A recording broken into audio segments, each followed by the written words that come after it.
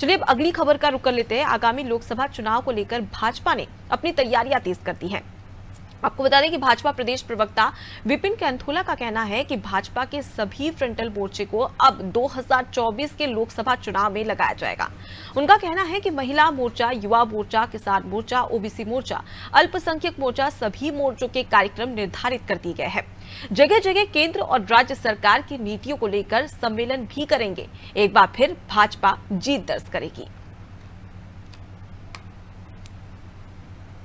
OBC मोर्चा भी बहुत महत्वपूर्ण अंग भारतीय जनता पार्टी का है। तो आने वाले समय में सारे फ्रंटल ऑर्गेनाइजेशन के विधानसभा वाइज, युवा मोर्चा के हों, महिला मोर्चा के हों, अल्पसंख्यक मोर्चा के हों, सभी फ्रंटल ऑर्गेनाइजेशन जो हमारे मोर्चे हैं वो मोर्चे में डटने वाले हैं। 2024 का किला भारतीय जनता पार्टी फतेह करने वाली है और 5-0 का जो रिजल्ट था पिछली बार, 5 भारतीय जनता पार्टी, 0 कांग्रेस, उस पर हैट्रिक लगाने का काम भारतीय जनता पार्टी करने वाली है और हैट्रिक के लिए हम और उत्तराखंड की जनता तैयार है।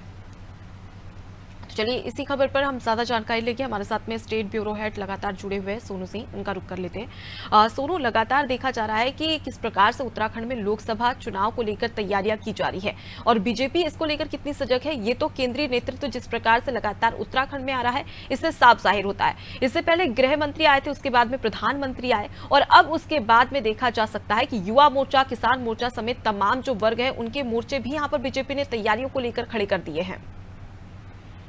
देखिए, बीजेपी एक रणनीति के तहत चुनाव लड़ती है और बीजेपी अपने आप को अनुशासित पार्टी के तौर पर चुनाव में लेकर के जाती है। निश्चित तौर पर पार्टी के सभी पदाधिकारी, चाहे वो केंद्र के हों, चाहे वो प्रदेश के हों, और इसके साथ साथ जो पार्टी के फ्रंटल और संगठन है, खास तौर पर युवा है, महिला है और इसके अलावा किसान प्रकोष्ठ है, सैनिक प्रकोष्ठ, ये तमाम ऐसे मोर्चे हैं जिनको अब जिम्मेदारी दी जा रही है और इन सभी के संयुक्त प्रयास से बीजेपी एक बार फिर से उत्तराखंड में 5 की 5 लोकसभा सीटों को जीतने की कोशिश कर रही है।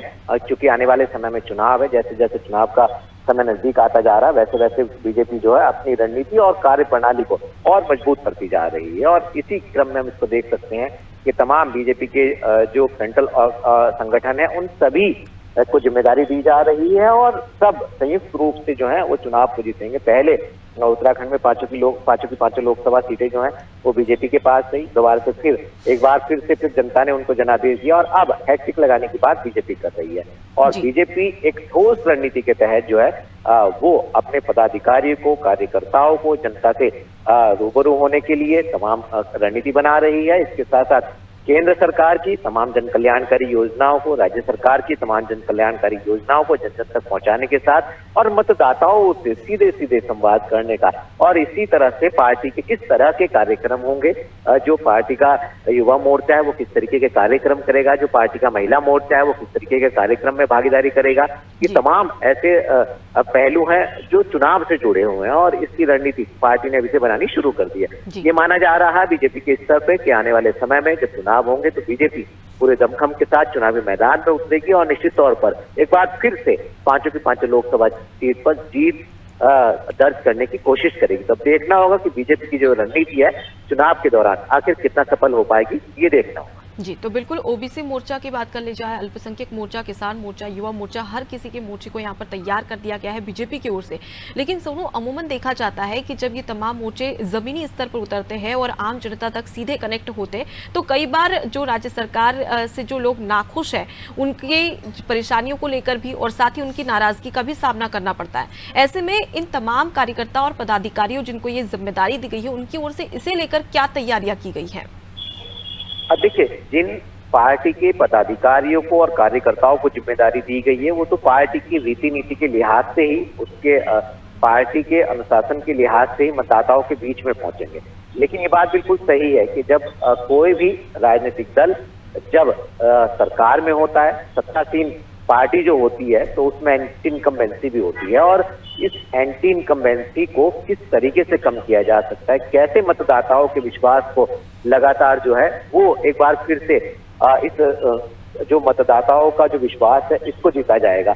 और जो कहीं किसी भी स्तर पर कोई नाराजगी सामने आती है या कहीं पर अगर कोई भी चुनौती हम कहें या पार्टी को लेकर के नाराजगी के साथ साथ जन समस्याएं सामने आती है, तो इसका समाधान पार्टी के पदाधिकारी कैसे करेंगे, क्योंकि सरकार बीजेपी की है। और इसके साथ साथ और केंद्र से संबंधित अगर योजनाओं में कहीं कोई अड़चने आ रही हैं या उसका वास्तव में लाभ जो मतदाताओं को नहीं मिल पा रहा है, तो इस समस्या का कैसे समाधान करेंगे। यानी पब्लिक की कहीं पर कोई भी नाराजगी किसी भी स्तर की अगर होगी तो इसका समाधान कैसे होगा और कैसे जनता का विश्वास जो है वो सरकार के प्रति दोबारा से फिर से वापस लाया जाएगा, ये देखना होगा। जी बिल्कुल। तो फिलहाल के लिए बहुत शुक्रिया सोनू, तमाम जानकारी हम तक पहुंचाने के लिए। तो देखिए, बीजेपी किस प्रकार से उत्तराखंड में तैयार है चुनाव को लेकर, ये साफ तौर पर बीजेपी की तैयारियों से जाहिर होता है। और उत्तराखंड में 5 लोकसभा सीटें हैं, जिसमें पिछली बार जब चुनाव हुआ था 2019 में, तो 5 सीटों पर बीजेपी ने जीत हासिल की थी। लेकिन इस बार की स्थिति कैसी है बीजेपी की, वो भी देखने वाली बात होगी।